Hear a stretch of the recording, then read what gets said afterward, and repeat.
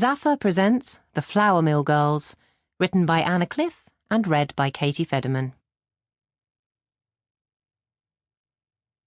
Prologue.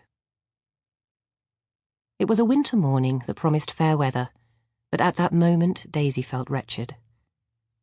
This once vigorous man slumped before her had been so handsome and full of life.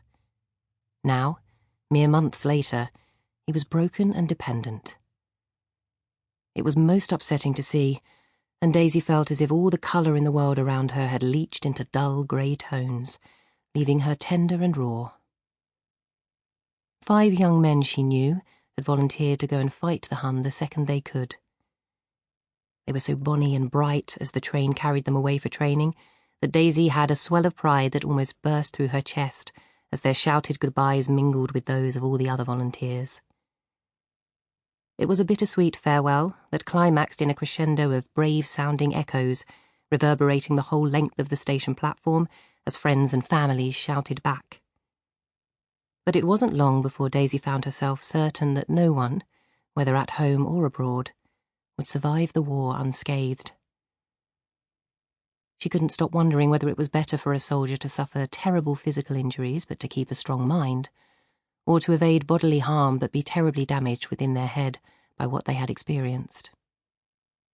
And what about if one or more of the 5 she knew had both physical and mental damage? Daisy never could decide which would be better or worse, no matter how long she spent wondering. She couldn't often bring herself to think about the very worst outcome of all. Death. Corpses being left to rot, forever lost in a foreign land, although if anyone had asked her, which nobody did, she would have said that the shadow of death had begun to loom over everything she knew and held close. What would this war mean for all those left at home? In a matter of weeks, young women of Daisy's age had had to wave goodbye to nearly all the marriageable young men. As far as Daisy could tell, the cost looked to be a very high price to pay for a war that had its genesis a long way away. Try as she might, she still couldn't quite understand how the hostilities had begun, or why so many British men had been desperate to fight, or really what any of it was supposed to achieve. The newspapers gave little away, obviously set on keeping up morale and making sure that those at home felt that things abroad were tip-top. Although those around her took what was said in the broadsheets as gospel, Daisy was more suspicious. And casualties had started to come home. But at least this offered some hope.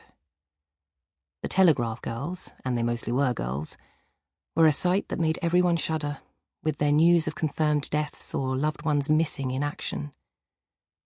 Still, this early morning, Daisy tried to shrug these worries aside as she shook out the rug in her hands.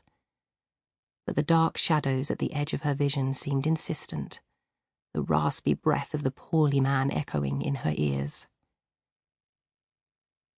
She looked around at where she had grown up, a picturesque spot accompanied always by the inevitable creaks and whistles and whooshes of the turning sails of the smock mill that had been built just across the yard, and she could see a multitude of subtle signs of a decline in what she had always held dear. Her parents were riddled with worry, Daisy knew, terrified her brothers wouldn't return. Asa and Clem's absence had been cruelly felt, and meanwhile all 3 older Graham girls, and Cynthia too, and Cousin Olive, had to help Jared in the mill and pull together to try and keep their bakery and the tea room in business. It was exhausting, but the Grahams knew that they were fortunate compared to other families in the area, as many harvests had been left to rot where they grew now that most labourers had signed up. Those early summer months of 1914 had promised fun and larks, but as the year ended, fun and larks were a distant memory. The Grahams had once been a family full of happiness and with a strong trust in what the future might hold for them. A lively household with sisters and brothers who joshed each other, certainly, but nearly always in fun. Sharp words and deeds were rare, and life had felt good.